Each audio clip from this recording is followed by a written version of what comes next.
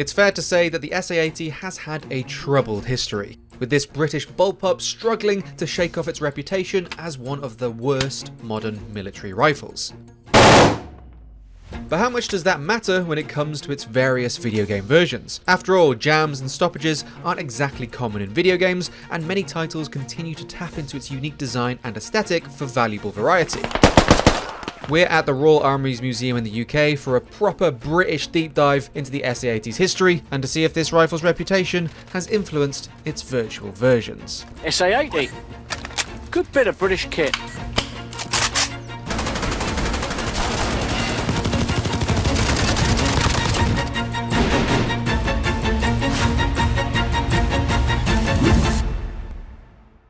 The SA80 and its variants.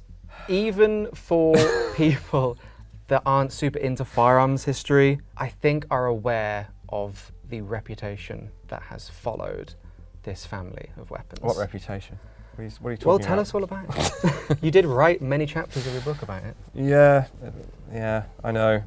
Well, I sort of developed Stockholm syndrome in the process of doing that, and a sort of empathy for the poor people that worked on designing, making it, issuing it, and all of that, and the soldiers that carried it, because it's a long and fascinating, but also slightly sad, well, very sad actually, story in parallel with the decline of British industry in general in the 1980s. The Royal Small Arms Factory at Enfield had made, at least two very successful rifles that bear the name, the Enfield rifle, and various other things, and had done a great job on the Czech Bren gun, etc., etc. Suddenly finds itself trying to compete on the world stage with a modern service rifle, an assault rifle. And without reprising the entire 3 chapters of the book, it didn't go well, basically almost from the start. Some say the initial design, which we have next door, would have been the better option. I'm not so sure. I think we would have had massive problems for all sorts of reasons throughout the process. And we did, we being the Brits, of course. I wasn't involved. I'm not quite that old. So it was an idea to, just as France had introduced a new service rifle in 1976, the Austrians in 1977, both in this bullpup configuration, named for a bulldog puppy that's short, squat, but still aggressive. That's where that comes from. So it was a viable concept. 5.56, proven by the M16, great cartridge. It all looked good. It all looked good on paper. Even the original design, penned by one of the guys who worked on the EM2, that people have nothing but praise for, mostly. And it just went completely wrong, got redesigned entirely halfway through its development process, which I don't think I've ever heard of for anything else, like completely redesigned. Another pro going for it was that it was a direct lift mechanically from the AR-18, the Armalite AR-18. And so that should have been good as well. The G36 turned out well, the FN SCAR reasonably well. It's that or the AK system, or the direct impingement AR system, is the basis of all modern service rifles. So one of those 3 ought to work well. The Brits should have been good to go by 1985, but it just didn't work well. And it's the one we have up front is the A1 that caused most of the problems. And then Heckler & Koch come along, 2001, and they fix it with the A2. So what are the main problems that, soured its reputation?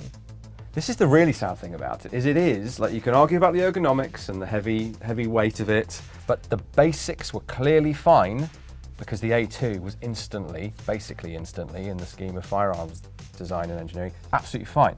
H&K didn't change anything significant. They offered the MOD a gold-plated solution where they changed a load of it. They didn't want that. They just wanted it doing right. And for various reasons, it wasn't built right the first time, or at least quality control was variable enough that enough of them had serious problems. Now, you'll meet people who say they never had a problem with the A1, the L85 or the L86 A1. Others who say it was an absolute piece of junk that they were constantly having to fix stoppages on. All they did was remanufacture all the working parts, which is a big undertaking, don't get me wrong, but the changes they made were very, very small. They made the dimensions better. They did stuff like they opened up the ejection port area to make more clearance for the cases coming out. They gave it a cartridge case deflector cocking handle, which is this iconic A2 and A3 cocking handle, and that's basically it. Again, what's interesting about this weapon, and I don't know if it's, bias, but I think the weapon, at least aesthetically it looks cool, looks interesting. I know that, some movies have lent into how different it looks from, something like the AR-15. It was in the armory on the ship in Aliens. Same colours as a pulse rifle. Yeah, same green. Green and black. So the other sci-fi productions like Battlestar Galactica and I think Firefly or Serenity use these weapons sometimes modded up, but to the general sort of moviegoer, it was different enough that it looked a little bit sci-fi. But again, even people that just broadly know what this gun is, and in games especially, they have that reputation that they're still carrying with it. Of course, not really something that movies or games will need or want to dwell on. Especially in games, there's very little benefit in focusing on the issues, especially considering a lot of the games feature the A2 variant, where, from what I understand, most of the issues were fixed anyway, but people just see the broad family of weapons of the shape and they start to think about those issues. Even if the MOD's stats on the reliability of the A2 are wildly inflated, it's still astonishingly reliable. So I think it has this, there's a weird dichotomy. There's the casual consumer, enjoyer of firearms, gamer, moviegoer, who goes, oh, that's a cool rifle, or oh yeah, that's the British Army rifle, and thinks it's really cool and exotic if they don't come from Britain. And then there's the people who sort of in the know who, oh yes, it's terrible, especially if they're big fans of the Armalite. And I think it sort of occupies both spaces at the same time. It's a cool, exotic European assault rifle that you don't get in America. That's what makes it sort of attractive on one level, but then a lot of people also hate it. It's kind of fascinating. And from its first appearance in games, I think it was 1999 in Rainbow Six, might have been Rogue Spear in particular. Yes. It started its sort of use case or virtual use case that it occupied a space that could be familiar to gamers, like an assault rifle, but offers, in some instances, tweaks in stats, and of course, games have done that continue to do that, but aesthetically offers another option. But I think where it's shined most is in games where it's a faction-based game. Yeah. So even, in Battlefield 2, it was featured as a weapon of the European Union faction. It is the default weapon for the NATO Medic and the European Union Assault class, but Battlefield 2 also released a Special Forces pack where the SAS were a faction, and it was not in that faction's loadout, which, from what I understand, mirrors reality as well. The SAS were like, no, thank you, we know its reputation, and for their purposes, steered clear. Yeah, I mean, they may have reluctantly taken SA80s if they have to pose as something other than what they normally are, but as far as I know, it's just not used. And then that faction-based gameplay where, the UK, Europe features, and, in turn, the weapons that become associated with them. Armour 2, it's a British Forces weapon. Somewhat more recently in Squad, where the country or faction you're playing has a lot more impact than most other games, the Brits are equipped with a few different variants of the weapon. As a pro for this weapon in its virtual life, it adds that extra layer of authenticity to, the faction-led types of game. It would be weird almost to play as a British faction or even any game set in the UK without using one of these, and we don't have to worry about any of the real-world issues. I think it comes with its own virtual issues, like from my experience, the carry handle sights are very obtrusive, at least in the virtual examples. But even the SUSAT sight that is, tied to the weapon too, is not what I would consider my favorite sight in games. At that point, I lean more into like, oh, well, it's a game, so I can just knock that off, put an ACOG on or something a bit more usable. Which, in Afghanistan, 2008-9 time frame, this example here, this L85A2 with this flash hider on it and this Daniel Defense Rail system, this should have an ACOG and a riser mount. It was recognised that the SUSAT was a little bit behind the times, and there was an emergency procurement of ACOG sights, full power. Same power, actually reduced field of view, but a superior optic in every other respect. And that was a stopgap until the current lightweight day sight. And, very similar to many other weapons, it has its share of weird appearances, which I think is all the weirder for this weapon. Although, interestingly, the first Call of Duty Black Ops featured the XL64E5. Yep. So very early prototype of the weapon, which makes sense for that game. They like to lean into prototypes. It still offered that aesthetic difference while being recognizable, understandable to the player. But then going through and researching its video game appearances, I found that it appeared in the Stalker games as the IL-86, which is one of the few examples that has a very small nod to the reputation of reliability. Oh, really?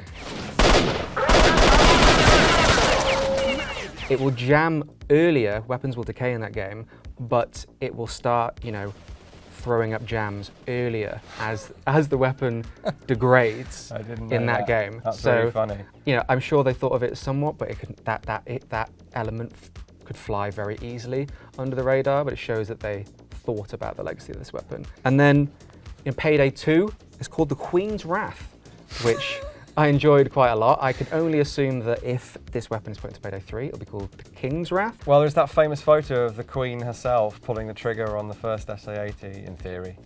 It's not actually, but the inaugural shot was fired by her late Majesty, and there's a classic photo of that. Maybe that's what they're thinking of. But in the grand scheme of things, I personally feel like this has become a recognizable weapon in pop culture, but it hasn't really appeared in that many games. It's the few games that it has appeared in being impactful, tied to a faction, leaning into some of its history, and the sort of collected understanding of the story behind this weapon almost combines to sort of elevate its pop culture awareness more than it actually should. Or seems like it should. One of the things that I find interesting as well is that it's the LSW that I think of more when it comes to video game appearances. Games that want a sort of halfway house between a light machine gun and an assault rifle have often lent into the LSW. I remember Modern Warfare 2 doing just that, wanting something with similar stats to a assault rifle, but combining that with some of the benefits of a machine gun or a support weapon. For games, it's like, well, how do we add variety to that class of weapons, going back into classes again? Well, we can make one with a magazine that, move away from belt fed, add a magazine. It's instantly different, but can sort of serve that, again, halfway house for players and add that variety. I think, again, going back to that point, this weapon excels at adding variety to video games. Yeah, almost like a heavy assault rifle, if you want to coin that dubious phrase. LMG features bipod, a longer, heavier barrel, though it tapers dramatically. The shoulder thing that goes up to tie you into the weapon a bit better. Lying prone, that's what it's designed to be used for. And the rear grip, like an LMG. So yeah, it is like half rifle, half LMG. In a way, it's one of only two really successful LMGs of this type. The RPK, heavy barrel AK with a bigger mag and a bipod. This is in that mold. It's nowhere near as successful on the technical level, and it never really found its niche. It got repurposed as a sort of 5.56 designated marksman rifle in British Army service, unofficially, and then it just went away again and never came back. So there is no L86A3. And of course, any game set specifically in Britain needs one. I remember it appearing in Zombie U. Not a very good game. Oh, I was meant to get around to playing that. You didn't miss a lot. Oh, okay. The Killing Floor and Killing Floor 2 has a very sort of British energy to it. They say things like dosh. A lot of the maps are set in London. Here come the bloody Millwall fans. Serious firepower. And in that game, it's just called the bullpup. And when I think of, biased British, when I think of a bullpup or the bullpup, I think of the SA80. Bullpups in general are something else that games like to lean into for variety's sake. And your options are much more limited. It's either, I guess, this, the FAMAS, or the AUG. And again, biased, but I do grin when I see this appear. I made it a point Same here. to get, I think it was like 1,000 kills, the gold star in Battlefield 3 that featured it, and you had to do a challenge to unlock it. Both a source of virtual national pride and real national shame, I guess. But well, for better or worse, it's one of the longest lived service rifles out there. It's going to be going till 2035 at least. So maybe we'll see it in a few more games. I'd be perfectly happy if I did. But sorry, I guess. I don't know how to apologize as a spokesperson, I guess.